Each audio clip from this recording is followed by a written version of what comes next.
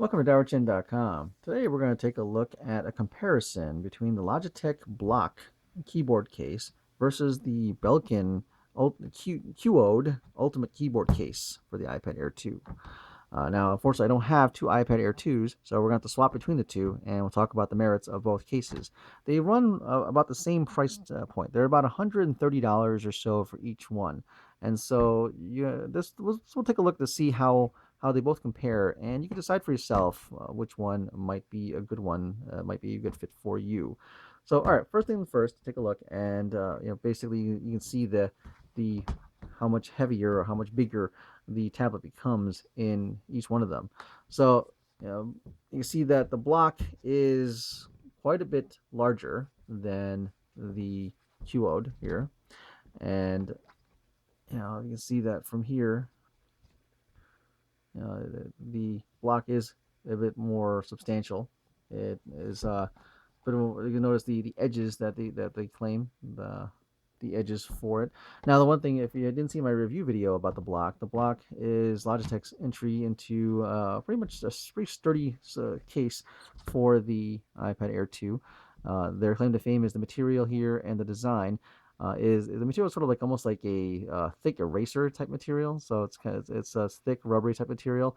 It has ridges built into it on the edges, especially in the corners, with the idea being that a tablet typically will fall on the edge, and the edges being square here will absorb more of the impact and prevent the tablet from being damaged. So that's the philosophy design behind this slightly larger case. Now, the case also itself has a kickstand built into it, giving you a surface-like construction out of your iPad Air 2, so very much like a Surface Pro here, and obviously as a detachable keyboard. So making this kind of an interesting all-in-one kind of device, turning your iPad into a much more productive machine. The keyboard itself is very interesting because it is laid out very typical to a laptop keyboard. Instead of being up in front, where the device would normally would sit in a slot or some kind here, it's actually set to the back, very much like a laptop, where you have a nice little wrist rest over here. The other thing, if you didn't see my review, is there's a battery compartment over here on the keyboard that instead of requiring a rechargeable battery on here, it actually uses two 2032 CR2032 watch type batteries or computer like batteries in here to power the keyboard for quite a long time. Logitech claims 4 years for the average usage. Now, I don't have 4 years of time to test it out, but time will tell whether it actually can last that long. So, as you see as a package, it actually makes the device a bit more bulky, but supposedly it offers a lot more protection, especially the fact that the case is so big. So some limitations you have with this thing is that the keyboard is not backlit. Okay, it's a great feeling keyboard though. It's a really nice keyboard. It feels really good to type on. It's got a very little key depth press there. It doesn't go in too deep, but it is springy and it feels really good to type on. The other thing, obviously, is the kickstand is a big selling point with this one, and yeah, so I mean that's pretty much what you get with this thing.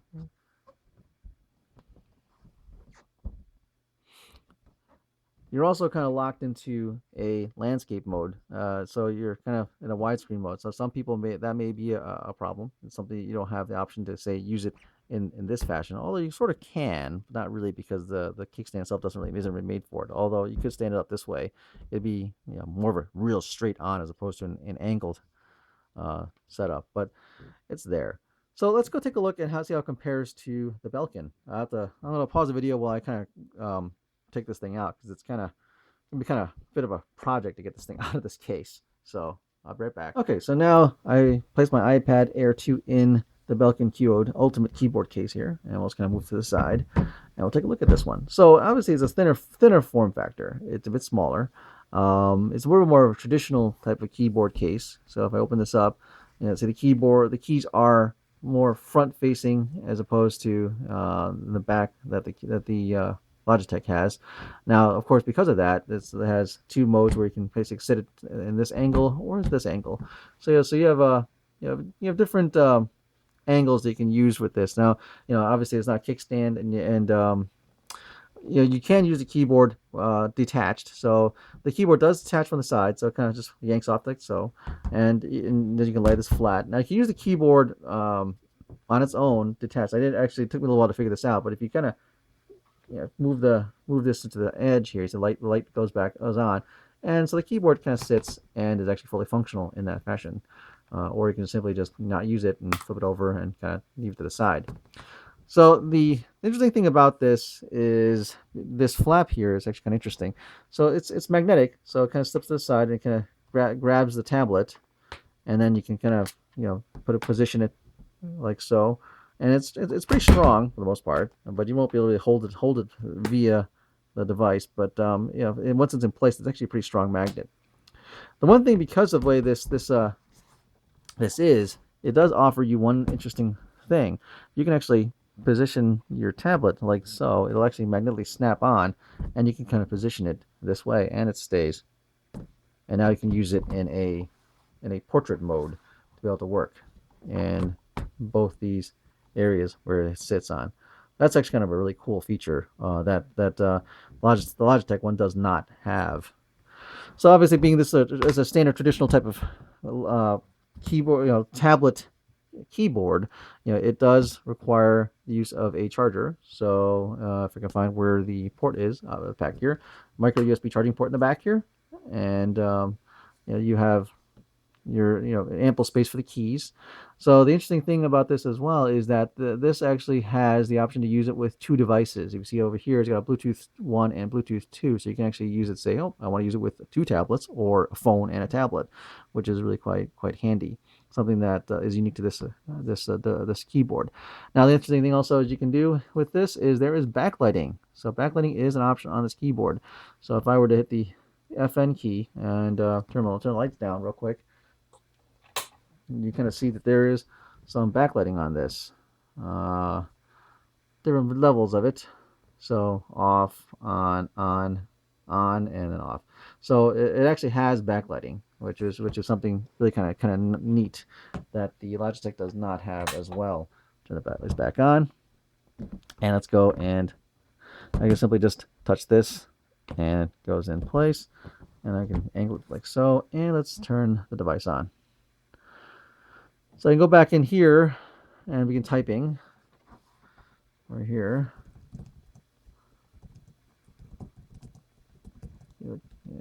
Case.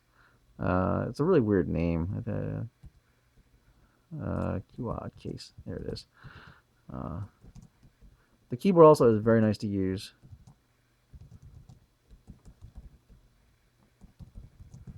In some ways, I almost like the Logic a little bit better. So because the Logic keys are a little bit bigger, I think. Let's take a look closely at the keyboard here, and we take a look and see. Let me pull this down. Hang on. Put this aside here. Let's take a look at the keys real quick. So you can see that from the key standpoint, yeah, the Logitech keys are a tad bit bigger. Like in particular, you can take a look and notice that the caps lock key, the tab key, are sizably different. The keys are more square. There's actually more depth in pressing the keys on the Belkin than there on the Logitech. So it's kind of interesting to see that the differences there. The Logitech was able to squeeze a bit more common keys together. So, for example, the control key there's no control key on this side. The option key over here, but then the command, but also on this side here, you can see that we have the command and option, and only the control over here. So it's kind of a different setup here. So the Logitech one, I think is is a nicer keyboard in sense of layout. It's a bit more, but definitely a bit more roomy. As you can see that there's actually almost an entire row of keys available to the Logitech than there is for the Belkin there. So it's a very interesting comparison in that sense. But both work really well, and they're also both in the same price bracket.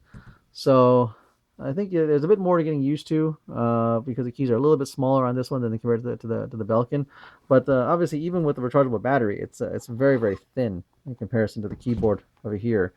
So if I want to just take a look at the keyboards side by side again, stacked up, you can kind of see that the Belkin is is quite a bit thinner than the Logitech. But interestingly enough, weight-wise, this is heavier than Logitech. Logitech is more plastic. This is actually quite a lot of it, mostly aluminum, so it's a bit heavier than this. And in fact, that probably because the battery is only these two batteries here, weighs very, very little in comparison to this. So this actually weighs a bit more. It's kind of funny when you think about that. So there you go. So let's look at both of these cases. They're both very, very good cases. Keyboard wise, they're both very good keyboards, very, very comfortable to use. So it's a tough choice, because they're both around the same price range. You're kind of left kind of deciding for yourself which is the more important features to look at. Now, the extra wrist rest on the Logitech is real nice. The keyboard itself is really nice. No backlighting. The fact that it uses two CR2332 batteries versus a traditional micro USB charged rechargeable battery on here with backlighting. This is a bit bigger, a little bit more bulkier than this one. Now, obviously, this one has the extra advantage of a flexible kickstand, so you can actually have various different angles as opposed to the two different angles available on the Belkin. Belkin only has this option as this option, but the Belkin also has the ability to take the tablet and go into a portrait mode, so you can stand up and type this way. And apparently my rotation is turned off on my iPad. The one other thing about the Belkin I want to mention real quick is that the speaker grill over here.